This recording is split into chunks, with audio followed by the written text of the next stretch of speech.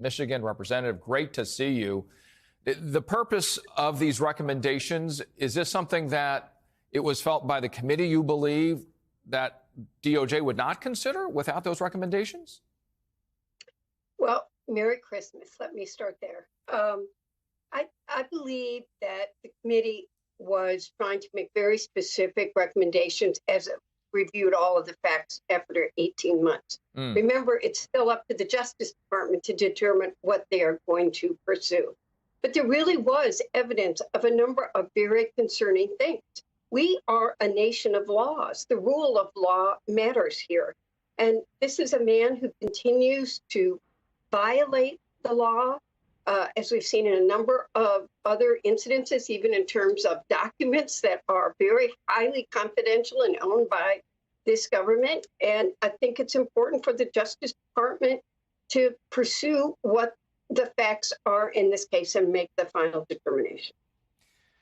As we look through the transcripts and the report, one of the things that stood out was the way the committee worked together, right? Some of the machinations behind the scenes that we had some indications based on reporting, but we're able to get better, touch and feel around this. And one of those things was the way that they were bipartisan, the way that they worked together along the way. And that, as one commentator said yesterday, Representative, that this really potentially was the Liz Cheney committee, in that through her leadership, even though she was the co-chair, was leading the very direction, as well as bringing in a lot of the testimonies that were there. What would you say to that comment that was made yesterday?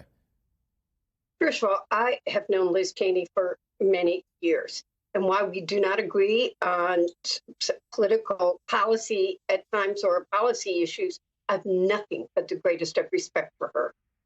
And her father, quite frankly. The fact of the matter is that these are people who love our country and that they believe in upholding the Constitution. They believe in the fundamental principles of democracy, and that Liz Cheney was trying to protect our country.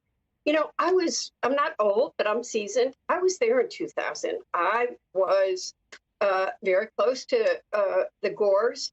And while I have my own feelings of what may or may not have happened with the vote, Al Gore knew the importance of a peaceful and smooth transition of government.